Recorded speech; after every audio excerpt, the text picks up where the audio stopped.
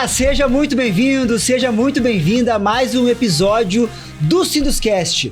Eu sou Vinícius Lorenzi, host do podcast do Sinduscom Paraná Oeste, e hoje eu trouxe aqui no estúdio três profissionais atuantes da indústria da construção civil e o nosso presidente da FIEP para a gente falar um pouco sobre a indústria paranaense.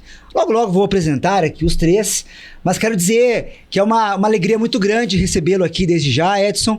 A FIEP, que é a nossa grande patrocinadora desse espaço, nos apoiou desde o primeiro momento para que esse estúdio pudesse acontecer e que os episódios pudessem realmente levar ao ar esse conhecimento, né, essa evolução profissional que a gente tanto espera. Se você não segue aqui ainda o canal do YouTube do Sinduscom Paraná Oeste, aproveita para seguir agora mesmo. Nós temos também o canal no Spotify, caso você queira ouvir os episódios. Então, seja muito bem-vindo a mais um episódio. Bom, recebo aqui Ricardo Lora, ex-presidente do Sinduscom Paraná Oeste, atual vice-presidente do Codesc, né? Estávamos aqui reunidos agora em reunião do Codesc, conselheiro do SESI Paraná. O conselheiro é o Ricardo Parzanello, estou confundindo aqui, né? O Ricardo Lora, ele está hoje como um dos coordenadores, né, da FIEP, né, da Câmara, né? E o Ricardo Lora possui a empresa Bastin Lora. Ricardo, seja muito bem-vindo aí ao nosso Sinduscast mais uma vez. Obrigado, Vinícius. Segunda participação minha aqui, mas eu falo que aqui é minha segunda casa, né? Então eu fico muito à vontade dentro do Sinduscom. É sempre uma gratidão imensa participar aqui. Então, proprietário da consultora Bastin Lora, diretor, participo da diretoria da FIEP junto com o Edson. Sou coordenador do Conselho Setorial da Construção Civil, né, do Estado do Paraná. E vice-presidente do Conselho de Desenvolvimento de Cascavel, que era a reunião tema que nós fizemos agora há pouco, né? Muito bacana. Mas esse é meu breve currículo, né? a parte mais leve de todo ele. Bacana. Obrigado, Vini. Recebo também o Ricardo Parzanello, atual presidente do Sinduscom Paraná Oeste, engenheiro civil também, com pós-graduação em gestão empresarial, conselheiro aí sim do SESI Paraná e sócio da empresa CPD Construções Limitadas. Seja muito bem-vindo, Ricardo. Olá, Vinícius, obrigado. Estamos aqui novamente participando do podcast junto com você, Ricardo Lora, nosso presidente da FIEP, que é o Edson Vasconcelos, que também já foi presidente do Sinduscom, né? E temos aqui também, talvez, o futuro presidente do Sinduscom, né? Obrigado. Edson Vasconcelos, seja muito bem-vindo. Edson nasceu e cresceu em Cascavel, é casado, pai de 3 filhos, graduado em Engenharia Civil pela Federal do Paraná, MBA em Gestão Empresarial pela FGV e MBA em Negócios Internacionais pela Ohio University, nos Estados Unidos. Atua no setor da construção civil, sendo sócio proprietário da Vasto Engenharia, Bridge Incorporadora e da Toledo Energias Renováveis, além de atuar no ramo imobiliário e de hotelaria. Atual presidente da FIEP. Edson, bem-vindo ao Sinduscast. Eu que agradeço o convite. É uma alegria estar aqui, né? A casa, não só a nossa casa Sinduscom, né? Mas estar com essa geração aí jovem. Aqui veio uma lembrança na transição das gestões, né? E como o Sinduscom melhorou a capacidade de trazer os jovens aí para estar na frente, na linha de frente. Isso é fundamental. E a gente que está correndo o Estado, está percebendo os sindicatos que nós temos no Paraná, são poucos sindicatos que têm a capacidade que tem o Sinduscom de fazer essa renovação com tanta qualidade, né? Com tanto potencial de crescimento, e cada um que mostrou seu currículo aqui está não só ocupando espaço aqui no Sinduscom, mas está ocupando espaço na sociedade. Parabéns. Legal. Obrigado, Edson.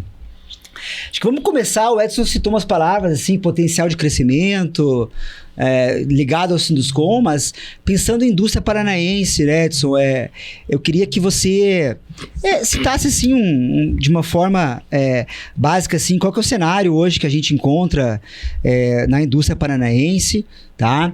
E quais são os potenciais que ela pode alcançar. Eu acho que agora vocês estão lá dentro da FIEP, conseguem ter uma visão muito ampla disso, né? E é importante a gente começar a falar e discutir esse tipo de tema. Bom, nós assumimos a federação em outubro do ano passado, E logo que entramos já trouxemos a ideia e a busca, a necessidade de trazer uma competência muito grande à federação para se falar de política industrial. E quando se fala de política industrial, nós conseguimos olhar de fato, Vini, a capacidade do Paraná, mas também o Paraná inserido num mapa mundial. Entender a macroeconomia, entender o macro momento que o Brasil e o Paraná vivem. E quando nós olhamos o Paraná nesse intuito, nós percebemos que a nossa região tanto cresceu, que hoje a região que a segunda força industrial do estado do Paraná é a região oeste, poucas pessoas sabem disso, é que tem um avanço muito grande no mundo na necessidade de alimentos industrializados e não só commodities. E o Paraná se especializou nesse produto, na busca em fazer o alimento embalado, termoprocessado. Mas a nossa região dentro do Paraná é a região que se mais evoluiu, mais se destacou. E por quê? Por N motivos, né? Nós olhamos aqui e sabemos conviver com as cooperativas e percebemos que elas, em especial, 50% das cooperativas hoje já são que na indústria. Antes as cooperativas eram, na sua maioria, recebedoras e vendedoras de grãos. Hoje não, elas são transformadoras de proteína vegetal em proteína animal. Mas e por que isso, né? Por que cresceu tanto no Paraná? Características talvez dos tamanhos das áreas, então isso gerou a capacidade de ter o cooperativismo. Se você olhar o Brasil, não é em qualquer lugar que o cooperativismo dá certo, então na nossa região em especial dá certo. Você vai até para dentro do estado, em algumas regiões é muito menos percebida a presença de cooperativas. E a cooperativa, de fato, é uma estrutura jurídica empresarial que tem o que na indústria, mas ela tem uma compilação de distribuição de renda muito forte. Isso automaticamente melhora muito o PIB local, melhora muito a distribuição de renda. Mas o que mais chama atenção é que o mundo precisa de comida. Se o mundo não precisasse de comida, nós teríamos um problema. Em 2004, nós tivemos a palestra aqui de um ministro que era vinculado à região da Sadia, Furlan, Luiz Furlan, e ele, numa palestra aqui em Cascavel, ele falou que a Sadia não conseguia vender um frango para o Brasil. Mas o caminho e a consolidação de vender um frango para o mercado externo era muito grande. Então, o poder de consumo do mercado interno brasileiro era limitado. E mais do que isso, nós temos um problema de logística, de custo logística para trabalhar o mercado interno. Nós temos hoje valores do alimento que, baseado no seu peso e preço, não passam muito da Bahia, do Rio de Janeiro. Isso dificulta muito a gente conseguir abastecer o resto do país quando a gente fala de Paraná. E ao longo do tempo, o mundo foi crescendo, foi consumido, nós chegamos a 8 bilhões de habitantes. E esse cenário mundial mostra que nós temos um bônus demográfico no mundo até 2050 consolidado, principalmente nos grandes consumidores que o Brasil e o Paraná têm, que é a China e países asiáticos. Porém, de 2050 a 2100, nós temos, por dados da ONU, nós temos uma mudança nessa demografia, principalmente na China. A China decresce a capacidade de novos habitantes, vai diminuir a população. E aonde vai crescer no mundo? Países africanos, que têm pouca capacidade hoje de PIB. Então nós vamos ter um problema grave de necessidade de alimento e talvez falta de condições de comprar alimento. Mas eu trago isso para dizer o seguinte: então o Paraná está inserido numa perspectiva mundial. Temos um bom bônus demográfico para poder aproveitar. Temos que entender como desobstruir as barreiras do custo logístico, dos corredores de exportação, para poder atender principalmente o mercado brasileiro. Acredito que a tese da rodovia dos mares, que é a cabotagem, ela tem que sair do discurso e tem que virar, na verdade, algo prático e com bastante consciência das dificuldades que existem, porque hoje nós não temos nem os corredores de exportação para o mercado externo. Então, os portos deveriam ter as suas capacidades mais do que dobradas para falar do mercado interno, para a gente levar de Cascavel ou do Oeste a Paranaguá e de Paranaguá levar ao Rio Grande do Norte, levar ao norte do país. Então, isso também nos preocupa muito. Do contexto metal mecânico, civicultura, mineração, movelaria, o Paraná tem uma diversificação muito grande, mas o setor de alimentos hoje é 40% da indústria paranaense. Nós temos uma dificuldade energética para poder transformar a nossa capacidade de automação em produtividade. Se fala muito que o funcionário brasileiro ele tem 4 vezes menos produtividade do que o norte-americano ou o alemão, mas isso é causa direta da falta de tecnologia, não de inovação. Entendi. Nós temos que desmistificar a tese de inovação, porque a palavra inovação ao longo do tempo ela ficou tão forte que ela apagou o problema da tecnologia. Tecnologia é aquilo que se tem atualmente, é a técnica de produção atual, as ferramentas já disponíveis no mercado. Se você olhar o Parque Fabril do Paraná e do Brasil, você vai perceber que nós temos 20, 30 anos de tecnologia atrasada. E isso dificulta não só a produtividade do homem, ora Brasil, mas também dificulta a condição de competitividade externa. Você precisa de mais gente, onde no momento nós temos uma falta de mão de obra visível, precisamos de mais pessoas. Nós sempre percebemos aqui no Sinduscom, não é diferente, acredito que nesse momento vocês estão debatendo aqui ações para tentar atrair mais colaboradores para a construção civil e vocês vão descobrir que é uma luta inglória, porque vocês vão conflitar com outros setores que também estão fazendo campanhas para buscar colaboradores também para os setores deles. Então vai criar um ciclo de um pega do outro. E, não, mas tem que aumentar salário porque daí vem. E o outro vai aumentar salário também. Não é só isso, né? Não tem como ser só isso. E quando você fala de automação, de melhoramento da idade média da tecnologia, você precisa de crédito razoável para você ter investimento em CAPEX que dê a taxa interna de retorno. O Brasil não é um exemplo de crédito. Não tem não só a disponibilidade, mas a taxa de juros é muito alta. Entramos em conflitos como garantia, acesso a crédito ao micro e pequeno empresário. Mas também nós temos um problema grave de energia. O Paraná é um estado sustentável, com a sua fronteira agrícola já consolidada. Nós não temos problemas ambientais. Inclusive, a mata do Paraná, nesse último ano, ela cresceu, diferente do Brasil. Mas por quê? Eu sempre falo que isso é reflexo da boa indústria. Se instala uma indústria, você tem ações mitigatórias de 1 para 4. Então, a indústria também ajuda na preservação. Só que do outro lado, como nós temos um estado sustentável, uma matriz energética sustentável, que o Paraná não tem que fazer transição energética, ela já tem uma matriz energética sustentável, mas é uma matriz energética cara e sem qualidade. Então nós temos uma dificuldade imensa quando se fala de automação, quando você não tem qualidade energética. Afundamento de rede, falta de subestações, condições mínimas que quem for colocar investimento em robotização e automação... Sai ganhando. Não consegue hoje. Não consegue porque os afundamentos de redes armam as empresas. Nós temos levantamentos de algumas empresas do setor de compensados que quando você tem a linha de produção e quando entra a lâmina, mais cola, mais os componentes químicos que saem lá na frente, o compensado, quando dá um afundamento de rede, toda a linha para. A energia é um gargalo aí. É um grande gargalo. Então, crédito, energia, capacidade... empresarial de entender as tecnologias que nós temos disponíveis para usar. Na minha gestão aqui, nós fizemos as vans da inovação. Qual que era a tentativa na época? Tirar uma fotografia da realidade atual da construção civil e mostrar aos empresários que existiam já tecnologias usuais. Não é inventar roda. Porque daí quando a gente fala muito de inovação, a gente vai falar em startup, em inovações daquilo que não existe. Não nós estamos ideia. praticar o uso daquilo que já existe. E aí nós temos uma dificuldade imensa, cultural também, que é o preparo da mão de obra atual para novas tecnologias. Então esse contexto, assim, um breve um aquecimento aí sobre questão indústria Brasil, indústria Paraná, mostra que nós temos uma pujança muito grande, mas nós temos enormes desafios para consolidar e perceber o futuro a médio e longo prazo do Paraná.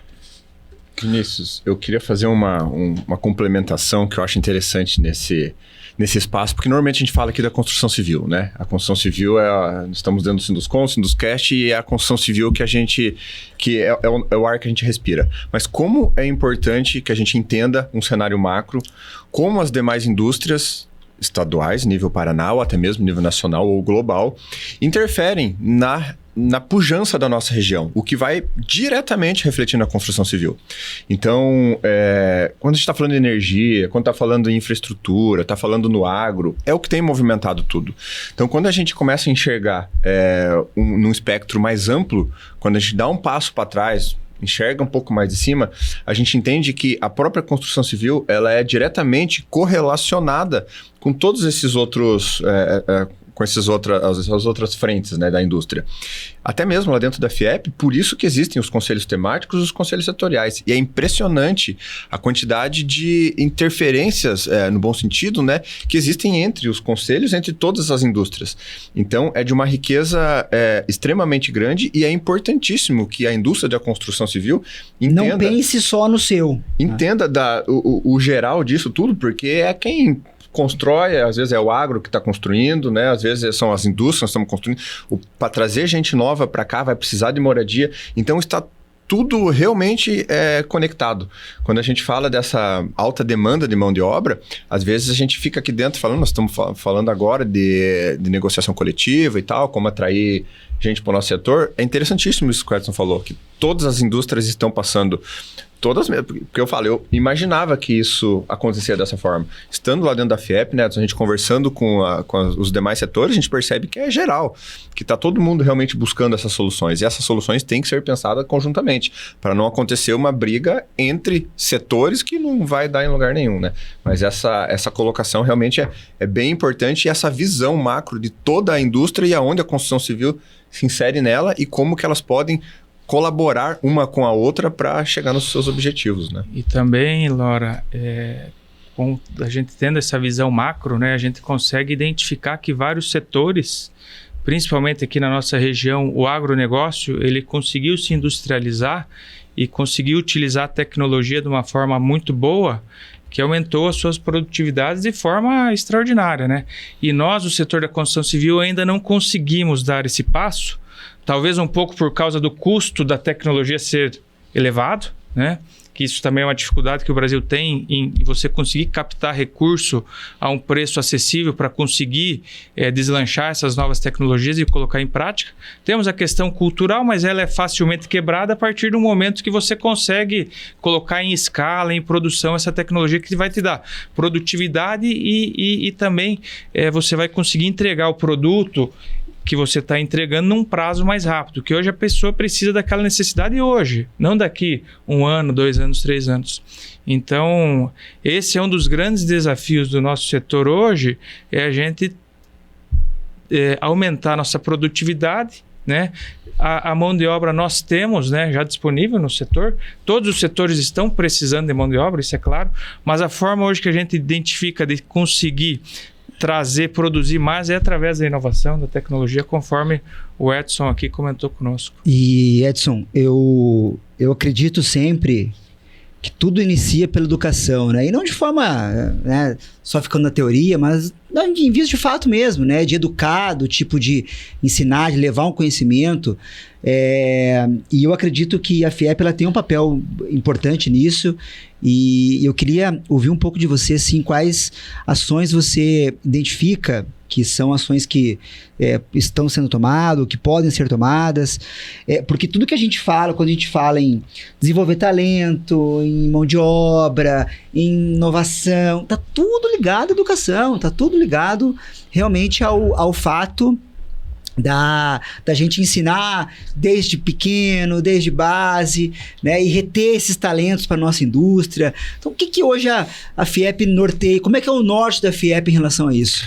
Bom, primeiro que no nosso plano de trabalho, o Laura está aqui, participou da nossa campanha, como a maioria dos nossos amigos aí, nós tínhamos uma clareza muito grande sobre a questão educacional do sistema. Mas para a gente falar do sistema educacional, talvez a gente tenha que dar um passo atrás também. A educação vai salvar o mundo? Eu faço aqui uma reticência. Dubai não é porque eles colocaram uma escola 100 anos atrás e falaram que a educação ia salvar o mundo. Então eles pegaram as melhores cabeças do mundo, levaram para lá e resolveram o problema. A educação a partir daquele T0 é reflexo das cabeças que estão ali. Então não adianta a gente falar educação se os nossos empresários não conseguem absorver as tecnologias. Eles vão achar que a educação está vinculada a uma regra educacional da cabeça deles. Então, são duas coisas bem distintas. Outra coisa é a rampa de entendimento das classes sociais dentro da educação. Hoje existe uma capacidade muito limitada de alguns alunos chegarem ao 3º grau. E nós temos que perder esse anseio de querer que todos entrem em 3º grau. É razoável dizer que hoje 80% completa o 2º grau de forma não contundente. De que forma? Nós não temos o 2º grau técnico completo. Hoje é uma crise existencial quando a gente fala do 2º grau, do ensino médio profissionalizante, porque ideologicamente algumas pessoas falam que se for fundamentado o 2º grau, o ensino médio profissionalizante, nós estamos restringindo a capacidade desses alunos irem ao 3º grau. Não é verdade. Ele pode seguir o técnico e depois ele... E se ele for para o 3º grau, ele vai muito mais completo. Claro. Com acabativa, né? Agora, se você for, e nós fizemos esse levantamento dentro dos colégios SESI, se você for dentro do colégio SESI pegar um aluno que vem da classe B, ele não quer nem saber o que ele vai fazer de mestrado, porque ele não conversou com o pai dele, e ele imagina que ele vai ter essa conversa depois dos 30.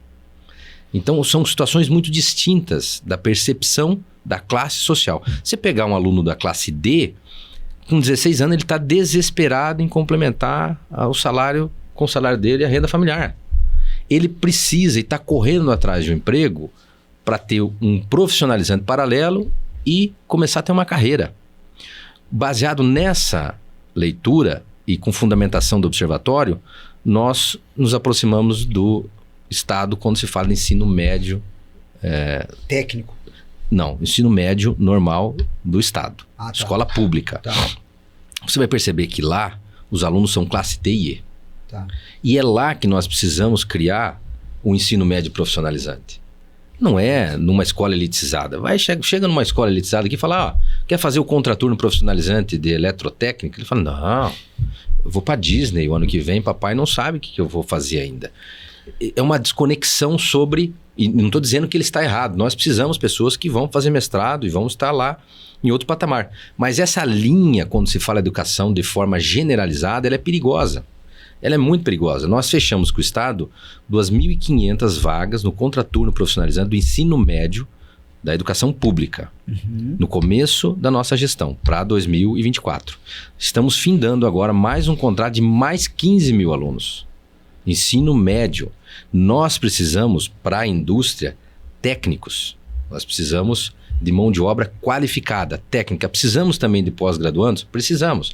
Precisamos também de mestrando? Precisamos. Agora, gente, o mundo está aí. Existe uma tese do fim da hiperglobalização. Mas vai no Vale do Silício perceber se eles criaram uma tese de 100 anos atrás, criar uma escola para eles serem o Vale do Silício hoje. Não. Eles migraram do mundo as cabeças pensantes. Se o Paraná quer ser algo, a tese da escola é perigosa. A educação que salva. Opa, a educação é resultado de uma sociedade inteligente. Se você tiver uma sociedade que não tem capacidade, a educação vai ser reflexo daquela comunidade.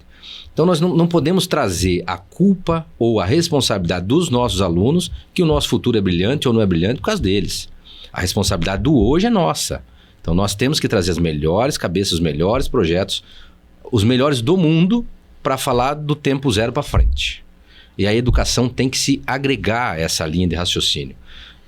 Existem muitas culturas limitantes e nós somos reflexos disso. Eu olho dentro do sindicato aqui, todo mundo construiu um tijolinho, mas você pega as fotografias, são fotografias de personalidades e características de cada época, né? De cada perfil. Se sentar com os nossos primeiros presidentes, a questão obra pública, a sociedade, eles têm uma conjuntura. O mais jovem tem outra conjuntura. Daqui 10 anos, os nossos filhos, a nossa mão de obra, a nosso capital pensante, a gente é o outro. Então a gente já escuta aí as pessoas falarem, inclusive aqui, sobre gamificação, sobre como reter talentos, como segurar a atenção. É outro mundo. Então a gente, quando falar de educação, nós temos que ter uma cautela muito grande. Nós estamos falando de qual público, de qual categoria, Excelente. de qual expectativa nós estamos falando. E isso sim daí vai trazer capacidade de a gente estratificar e olhar de que forma tratar ponto a ponto. O profissional que ele tem ali o conhecimento técnico que o Edson falou, Lora, ele é um profissional que o mercado ele absorve de uma maneira completa, né? Um cara hoje que tem um conhecimento, né, que passou por uma escola técnica, vejo por nós, assim, né, é um profissional que o mercado aceita muito bem, né? Eu tenho como exemplo a nossa empresa, eu tenho falado isso para todo mundo, né? Já faz mais de 2 a 3 anos que a gente está com vagas abertas em todos os setores. Eu quero dizer, tanto do técnico, quanto da mão de obra de chão de fábrica, quanto da mão de obra mais qualificada. A gente não fechou mais de 40, 30 vagas em aberto há muito tempo, mais de 2 anos. Ontem e antes de ontem, se eu não me engano, meu irmão entrevistou 12 engenheiros, entende? Ou seja, mas que técnicos também de edificação poderiam ser entrevistados também, mas foram 12 entrevistas, tá com 4 vagas em aberto, então tá acontecendo isso de uma forma realmente muito exponencial, mas a mão de obra, a falta de mão de obra é em todos os setores, como o Edson falou, a gente precisa também das cabeças pensantes, precisa da mão de obra de chão de fábrica, precisa do técnico, ela é bem estratificada, e cada categoria a gente precisa analisar de uma forma diferente como a gente vai chegar até eles. Não existe hoje um grande nicho, a gente precisa... Tem alguns nichos mais fortes, né? Precisa de carpinteiro, precisa de encanador, precisa de pedreiro. Isso é o que dá um maior reflexo, né? Mas, de qualquer forma, são todos os nichos. A gente está precisando de gente de todas as áreas, com várias competências diferentes, com diversas formações.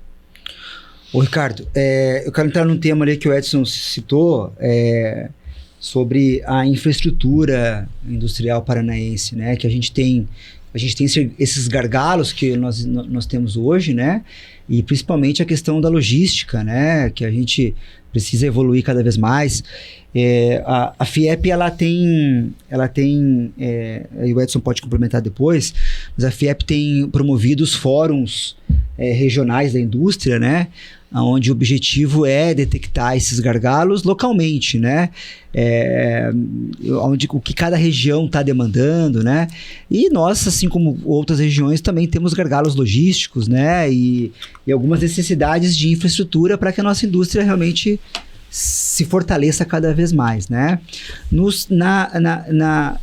Na visão da construção civil, como é que você tem visto isso aí? Perfeito, Vinícius. Falando em infraestrutura, né? Os fóruns estão sendo sensacionais, né? Nós participamos daqui de Cascavel, acredito que teve em outras cidades já. E é a oportunidade de você estar dialogando juntamente com a FIEP, os sindicatos, demais entidades e o órgão público, né? E levando as demandas e as necessidades que aquela região específica necessita, né? Nós aqui em Cascavel, nós estamos na outra ponta do estado, né? Então, o nosso gargalo logístico é um dos principais gargalos que nós temos, né? Para a gente chegar, a nossa região chegar até o Porto de Paranaguá são, acho que 600 quilômetros, né? Nós temos um pedaço dela duplicada, mas a grande parte ainda é uma rodovia tradicional, né? Isso acaba impactando, né, a vida das pessoas e também os negócios e o trabalho das empresas, né? Porque acaba tendo um custo operacional muito maior do que uma outra empresa ou indústria muito mais bem localizada numa região onde tem esse fácil acesso, né? Então, Edson, qual que seria o trabalho que a FIEP vem desenvolvendo também junto com os fóruns, né? Para a gente conseguir melhorar essa nossa infraestrutura, tanto do Paraná como da região oeste, para que a gente consiga criar um dinamismo que seja favorável para todo o Paraná, para todo o estado do Paraná? Bom, nós temos lá conselhos voltados a perceber a questão infraestrutura no estado. Nós tivemos um levantamento muito doído, na verdade, sobre a questão portuária. Então, quando você fala de infraestrutura de escoamento, você nunca pode deixar de olhar do porto para dentro do estado. Então, hoje, lá no porto, nós temos um problema grave, não só de demurge, filas de navios para poder fazer a carga, mas nós chegamos também no ápice da capacidade do ativo portuário paranaense. E aí a gente percebe que se fala muito de recordes de Paranaguá, e não são recordes, são tetos, são limitantes daquilo que a gente pode exportar. A indústria paranaense já está levando as suas cargas para Santa Catarina e alguns já para Rio Grande do Sul.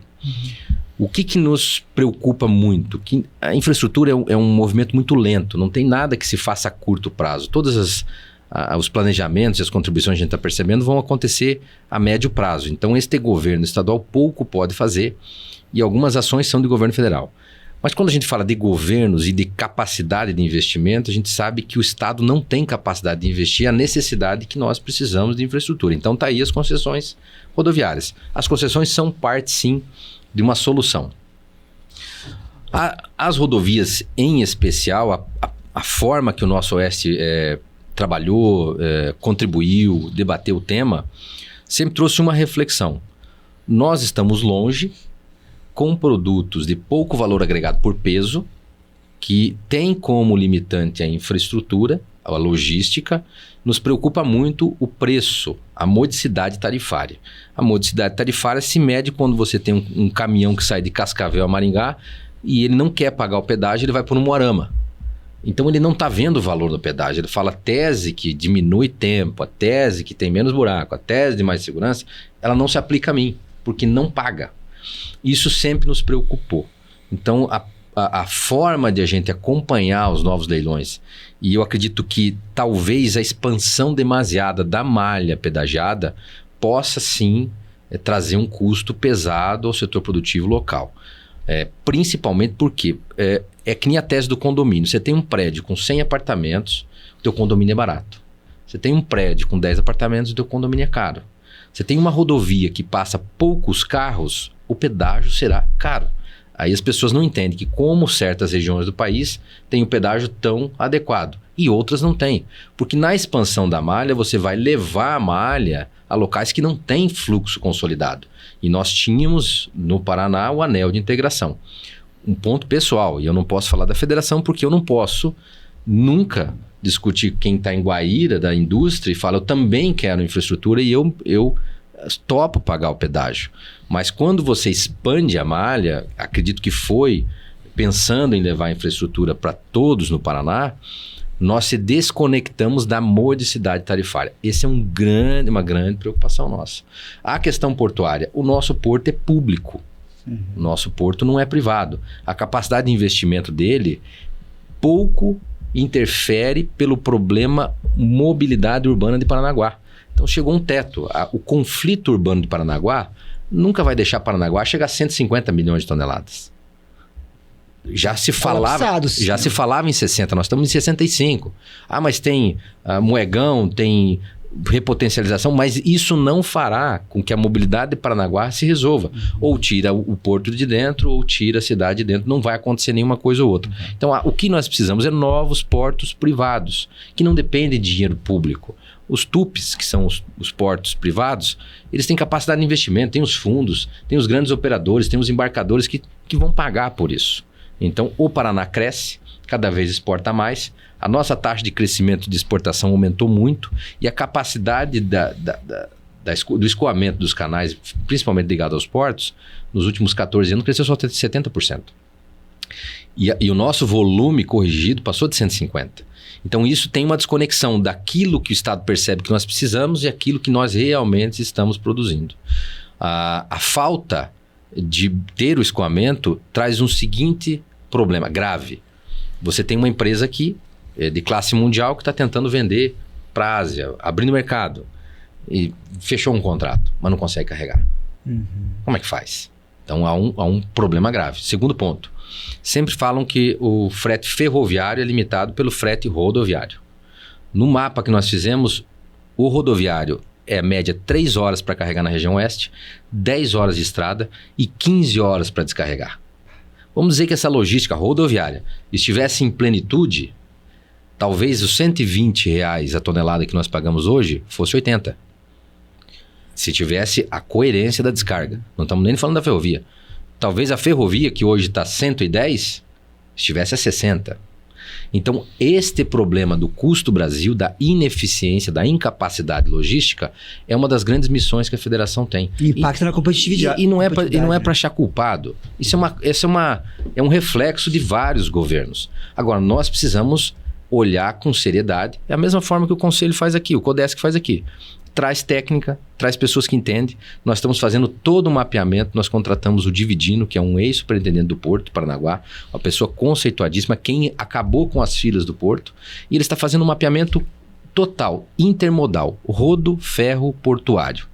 No Porto, inclusive, ele está fazendo um levantamento de todos os terminais, da capacidade de cada terminal, da correia, do elevador, do armazém, para a gente entender que não adianta você ter a entrada do porto com 100 mil toneladas dia, mas as tuas correias transportam 50.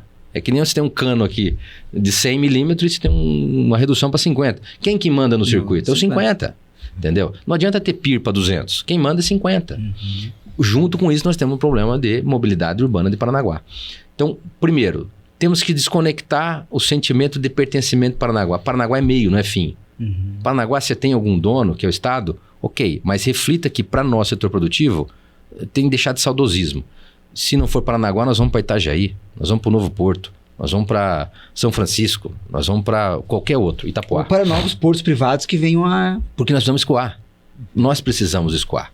Não adianta colocar uma ferrovia para 40 milhões de toneladas se a retroárea só atende com 14 milhões de toneladas. Então nós vamos trazer muita clareza no tema, nós estamos fazendo uma disseminação sobre isso para poder contribuir de fato sobre o que realmente o Paraná precisa para olhar um futuro aí mínimo até 2050. Esse papel da FIEP, eu acho que é um dos mais relevantes, mais importantes, que é trazer esses números e trazer os dados com clareza para que todos entendam. Até quando a gente teve essa reunião com o Dividindo, foi realmente uma surpresa, entende? Porque a gente ouve às vezes, não, o Porto tá batendo recorde, o Porto tá... E quando a gente vê estratificado esses números mesmo, falando, tá esgoelado, não dá mais, não cabe, e a situação para arrumar é tão... longa, é um processo tão difícil quando você começa a pegar todos eles que chama atenção, entende? Mas o importante disso é que a federação, com essas ferramentas, com essa união de todas as indústrias, que a gente consiga trazer esses números e consiga trazer a realidade para que todo mundo entenda e compreenda. E foi aquilo que o Ricardo perguntou antes, Edson, né? Como esses fóruns regionais contribuem. Porque realmente a FIEP, estando interiorizada, estando presente também em todas as reuniões, em todas as regiões do estado, fica muito mais fácil entender o que o cara de Guaíra precisa, qual que é a realidade dele lá, o que é o pessoal lá de Marechal Rondon, de Francisco Beltrão, entender todo o interior, porque cada região tem uma realidade diferente, principalmente no que se diz respeito à logística, né? Às vezes quem está lá perto do porto são outros números, é outra realidade, é outra, né? Então, essa interiorização, esses fóruns, né, que estão acontecendo realmente para que a federação fique próxima de de todo mundo que está precisando entender dessas informações, mas principalmente resolvê-las, entender qual que é o caminho para que seja resolvido no médio ou longo prazo, acho que é uma das partes mais importantes disso que tem acontecido. Me parece que faz todo sentido o que tu falaste antes ali sobre essa interconexão das áreas, de não pensar só na cadeia da construção civil, porque a gente está falando aqui de logística, de Paranaguá, de mobilidade, de competitividade também, né? E o quanto que isso impacta na indústria da construção civil, puxando aqui a sardinha para o nosso lado agora, entendendo um pouco mais sobre isso, né?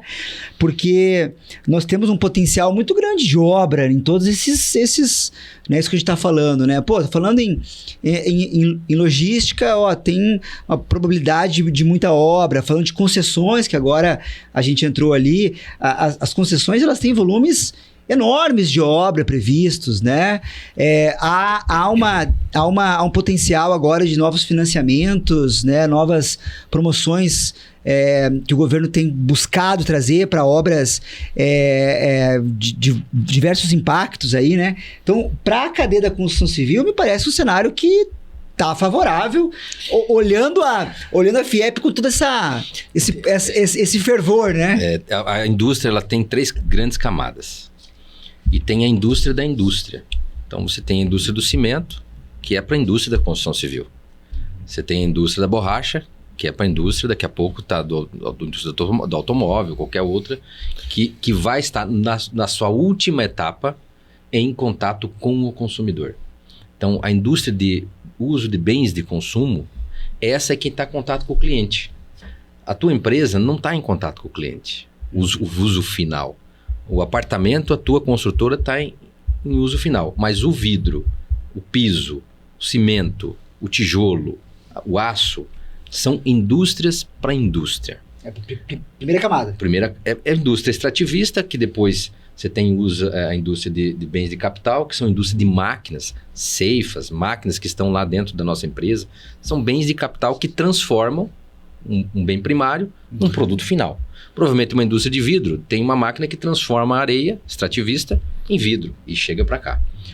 A indústria da construção civil, ela é reflexo de dois grandes movimentos. Nós temos o reflexo da per capita em condições de comprar imóvel ou das indústrias da construção para o suporte do crescimento do potencial industrial de fato. Um dos números que a gente traz nos nossos eventos é que aonde tem indústria, a per capita é maior. Então você pega capital e região metropolitana.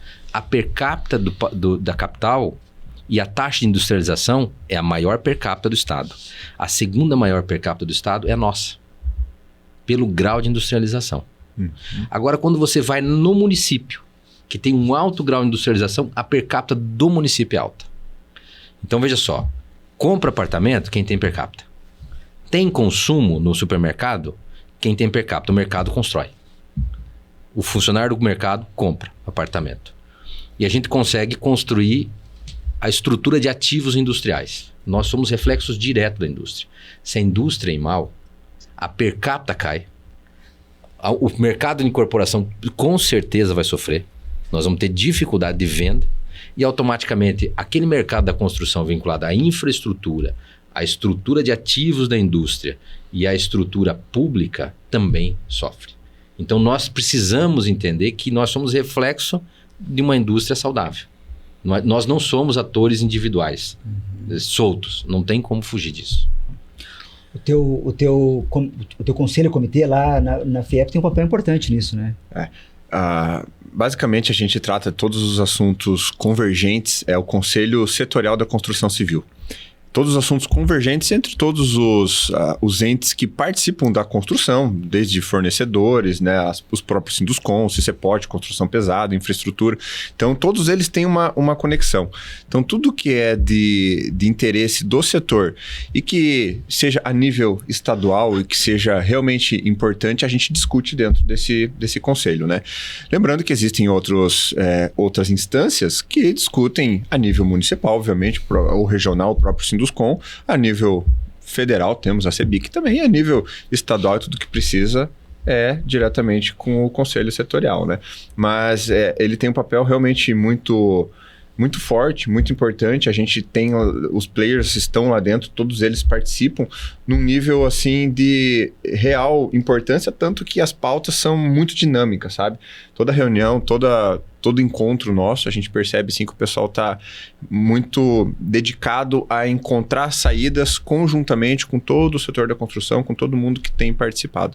E dentro da federação tem esses mesmos conselhos, né, para cada setor. Então, como eu falei, tem os setoriais, né, que são de cada setor da indústria, e tem os temáticos que aglutinam mais de um setor, né? O tema da energia, vários setores precisam, né? Então, ele tem funcionado muito bem, tem rodado de uma forma excepcional, Vinícius. Bacana. O Sinduscon participa, né, juntamente com os demais Sinduscons do Paraná, desse conselho, né? E é um ambiente muito favorável do diálogo, da discussão e solução de problemas, né? Nós temos a nível nacional a CEBIC, né, que é a Câmara Brasileira da Indústria da Construção Civil, e ali juntamente a FIEP no Conselho da Construção Civil a gente consegue também trabalhar o que é a nível estadual, as demandas e as necessidades do nosso setor. Ô Edson, saindo do plano nacional e indo para um plano internacional, o que a FIEP pode fazer, ou tem feito, ou irá fazer, né? Depende. O Edson assumiu a FIEP faz um pouco menos de um ano, né? 6 meses, 7 6 meses. Então, ainda há de se fazer muito, né? Obviamente, né? Mas qual que é o papel no cenário internacional que a FIEP pode atuar para ajudar a indústria paranaense? Nós temos um Conselho de Comércio Exterior, trabalhamos com a internacionalização, recebemos muitas comitivas, né? Desde embaixadores, consulados. Paralelamente, nós tentamos fazer conexões de interesse mútuo, então levantar interesse de quem está lá fora aqui dentro, levantar interesse daqui de quem está lá fora. Uma clareza muito grande que está consolidada nessa diretoria, que o nosso propósito é deixar o estado do Paraná um estado mais industrializado possível. Boa. Então isso não é ir no Paraguai e tentar levar a empresa paranaense para o Paraguai. Então isso está fora do circuito. Mas fazer relacionamentos industriais do Paraná com o Paraguai é fundamental. Agora, nós queremos é que nós tenhamos as empresas, os domicílios industriais dentro do Paraná. Paralelamente, nós fazemos uma avaliação criteriosa dos comparativos de competitividade. O Brasil está muito atrasado. Então, quando nós falamos da indústria 4.0, que é uma digitalização, que é atualização tecnológica, que é melhorar o sistema de automação, o Brasil e o Paraná pararam, por N motivos. Um dos grandes motivos é falta de acesso ao crédito e cultura. Então, o empresário não está preocupado em buscar novos equipamentos, entender o que ele pode melhorar. Um exemplo, nosso setor fechou a obra, cara, contrata. Sim. Mas tem uma máquina, não vai dar tempo de eu testar. Não consigo testar. Toca o pau. Faz do jeito que nós sempre fizemos, o feijão com arroz. Isso não é diferente nas outras indústrias. E 70% das indústrias do Paraná são pequenas e médias. Então nós precisamos entender também essa diferença, né, essa falta de homogeneidade.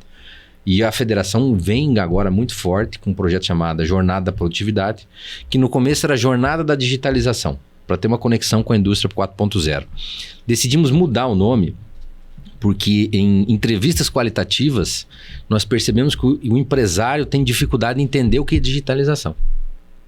Ele tem dificuldade de distinguir inovação, e isso é um problema. Nós passamos aqui quantos e quantos movimentos de inovação que a construção passou, e nós chegávamos aqui, nós íamos falar do quê? De BIM. BIM não é industrializar a construção civil, gente, pelo amor de Deus.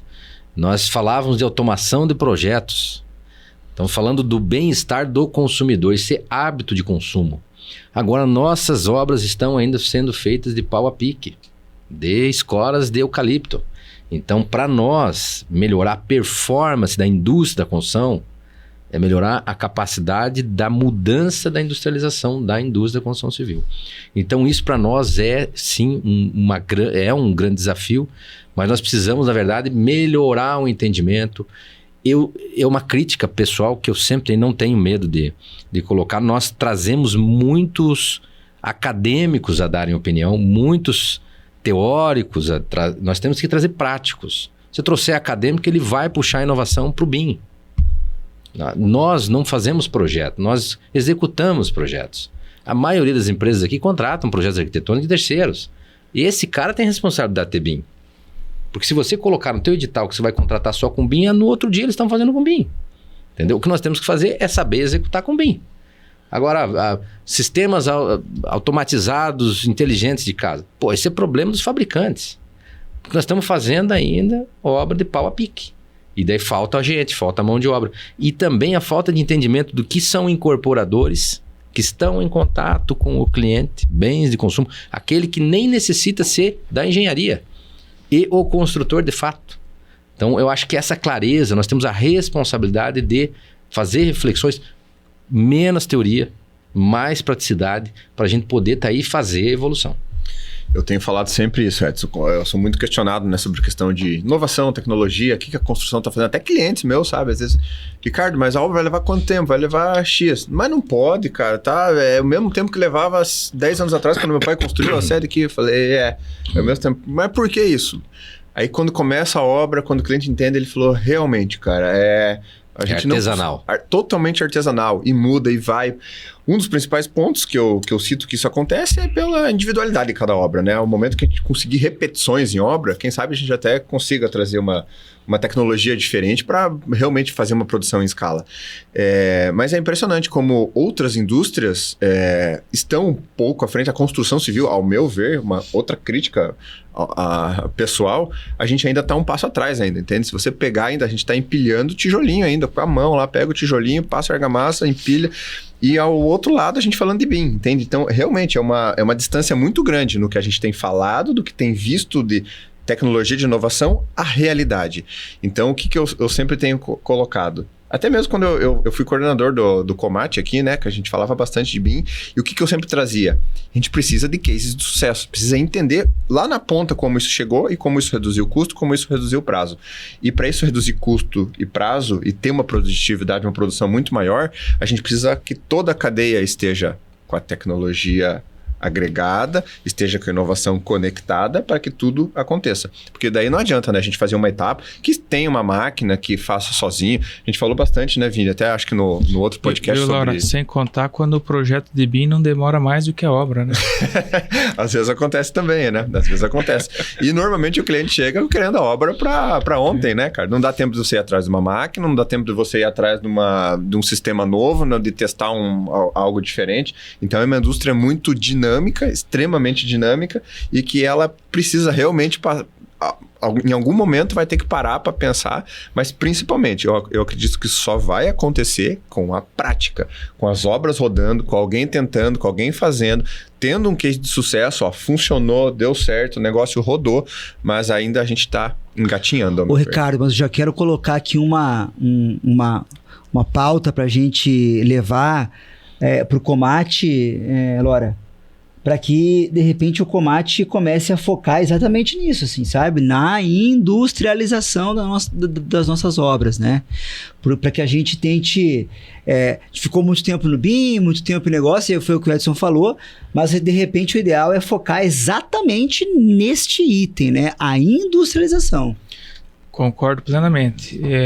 Hoje, claro, o BIM funciona, em alguns casos funciona, mas também não são todos os casos em que você realmente tem a necessidade ou a complexidade de fazer todo um projeto em BIM, né? Mas o que realmente é o nosso gargalo hoje é a questão de falta de produtividade e inovação para a gente conseguir trazer um maior retorno do nosso tempo, principalmente, né? Então a gente tem que trabalhar ativamente em busca de novas tecnologias, testar na prática, né? E quem conseguiu na prática vir aqui e ensinar pra gente o que ele fez para conseguir ter esse resultado satisfatório. Eu cito um exemplo de... Acho que naquela época daquela nossa van ainda, da van de inovação, mas isso eu acho que já tinha uns 10 anos atrás, máquina de reboco. O pessoal vai na obra às vezes e diz, Ricardo, mas eu já vi na internet aqui, eu passei nos rios, ali no Instagram, todo mundo fazendo reboco na máquina. Por que você não compra? Por que você não faz? Aí eu tenho que explicar tudo, né, cara? Porque eu já testei todas que você pode imaginar. Nós já levamos para a obra, e todas elas têm uma infinidade de complementos que você precisa estarem conectados. O fornecedor da argamassa, a voltagem elétrica daquela máquina, treinar o operador para que aquilo funcione. Eu já testei tudo aquelas máquinas. Pessoal, vocês estão dobrando ferro ainda. Eu vi de novo lá na feira que eu fui lá na China e tinha um cara que as ferragens tudo dobrava uma maquininha. Cara, já comprei essa máquina, cara. Funcionou? Não funcionou. Porque o ferro só funcionava com o arame que tinha da China. Deu um problema na máquina, tinha um parafuso lá que só existia na China. Então, você entende a complexidade da tecnologia, né, cara? Depende de toda a cadeia, né? De toda a cadeia da construção civil tem que estar integrada com esses novos sistemas. Falando de duas coisas básicas. Uma máquina de amarrar ferro e uma máquina de reboco. Que você vê na internet, você vê no Instagram, ele funciona, que é uma beleza. Bota dentro da obra pra ver. Mas eu acho que tudo isso aí, Laura, tá ligado a buscar uma mudança cultural do sistema construtivo como um todo, né? Tipo assim, vou falar uma coisa, pode parecer ridículo, mas assim, tá rebocando, por que tem que rebocar? Por que já não vem rebocado, perfeito, entendeu? Aí sim. Por que já não vem, por exemplo, tem que amarrar tal barra lá. Por que já não vem amarrado? Né? Por que já não vem? Né? Então a gente tem que buscar cada vez mais...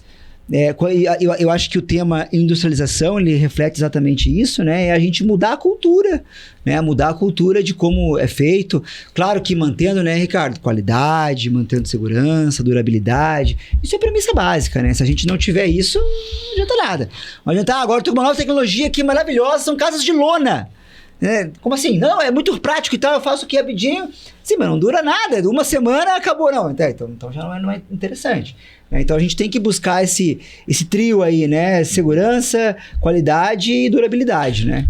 O Sinduscon fez 30 anos. 30 anos? 30 anos. Parece que foi ontem. Daqui 30 anos nós vamos estar em 2054. A projeção da ONU em 2054 é o Brasil chegar a 230 milhões de habitantes. 230. Nós temos um crescimento já comprometido. Nós temos o 215, estava olhando agora aqui os dados para não falar bobagem. Uhum. Mas em 2100, a projeção de população é 180 milhões. Nós vamos perder muita população, na ordem de 50 milhões de habitantes. Alguns falam que é questão religiosa, a Europa já não perde mais tantos habitantes, porque lá já é muito islâmico, já é um país quase islâmico lá, então a questão religiosa interfere muito. O cara lá pode ter 5, 6, 7 mulheres, tomara que libere aqui rápido. Agora, a África cresce muito e a China despenca. Sim. Construção civil vive do quê? Vive de bônus demográfico. Daqui a pouco nós vamos estar fazendo o quê? Cemitério? Então a gente também tem que entender a construção civil nas suas localidades. Se você pegar hoje o mapa demográfico da região, tem municípios que estão decrescendo. Quando saiu há uns 3, 4 anos atrás, os prefeitos ficaram muito nervosos, dizendo assim, pô, estão dizendo que o meu município está decrescendo. E está decrescendo. Hoje todo mundo sabe que os casais novos querem ter um cachorro, mas não querem ter um filho. Já quebrou o 2,1 por casal. Como é que isso vai interferir no nosso mercado? Como é que isso vai ser... Como é que nós vamos transicionar? Hoje os orçamentos do município são feitos em cima de bônus demográfico. A pirâmide etária vai envelhecer, o sistema previdenciário vai implodir. Como é que nós estamos preparados para entender essa tese também da construção civil? Eu acho que nós temos a responsabilidade de evoluir pela falta de mão de obra, mas nós temos a responsabilidade de perceber o futuro e começar a entender o que vai acontecer. E cada região é uma região. Cidades polos vão crescer durante um período ainda. Por causa do ato migratório. O bônus econômico está vinculado à capacidade de você absorver mão de obra para aquele município que quer crescer. Mas tem muito municípiozinho que vai deixar de existir. Então essa percepção nossa também, como setor da construção civil, é necessária. O próprio planejamento a longo prazo também do setor da construção civil. Quem vai na Europa hoje, você vai na Itália, você vê prédio, você vê... Coisa nova saindo. Só tem construtora de manutenção de prédios históricos. Retrofit. É isso aí. Muito bacana. Meus amigos, vamos chegando ao fim do episódio. Já passou-se aí quase 1 hora. Como sempre, no final do episódio, eu gosto que cada um deixe a sua contribuição final, a sua fala final. E também citando aonde que pode te encontrar, né? Onde é que você está aí, caso tenha alguma demanda necessária de te contactar. Ricardo. Obrigado pelo convite. Muito, muito bom essa segunda participação aqui. Estou sempre à disposição, sabe? Sempre que perguntarem. Como eu falei no começo, é a minha segunda casa aqui. Onde me encontrar, acho que o pessoal não vai ter dúvidas, né? A Bastin Lora, Conselho de Desenvolvimento, a Federação. Então, é fácil e principalmente... o nosso trabalho, né? O que precisarem de nós a respeito de construção, a respeito de indústria de uma forma geral, da região, de tudo que tem acontecido, tudo isso que a gente conversou aqui, quem queira principalmente contribuir com esses assuntos que a gente discutiu, aqui a gente falou 1 hora, mas é assunto para dias, para meses, para anos. Então, principalmente me coloco à disposição para discutir, para conversar, também para quem queira construir. A Bastin Lora está à disposição também. Obrigado, Vinícius. Obrigado, Lora. Obrigado, Edson, pela presença. Agradecimento especial ao Edson, nosso presidente da FIEP, que foi quem nos ajudou no nosso projeto aqui do Sinduscast. Sem o apoio da FIEP, esse projeto não estaria acontecendo aí. Então, muito obrigado aí a todos. Quem quiser me encontrar, estou aqui no Sinduscom, sou o presidente atual. Também tem a empresa CPD Construções, atuo nas obras públicas, obras comerciais e residenciais. Obrigado. Obrigado pelo convite. É um orgulho estar aqui. Sinduscom é um exemplo hoje.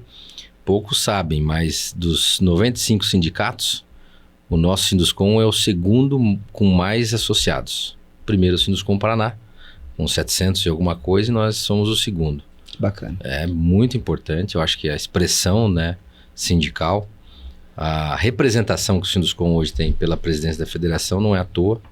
Então, acho que o Paraná percebe o Oeste, percebe a competência aqui do nosso sindicato. Nós, com todo respeito aos nossos co-irmãos, eu acho que nós conseguimos dar uma oxigenada, né, muito rápida. Nós conseguimos colocar a casa em ordem, olhar o futuro de forma muito mais prática, né, e pragmática.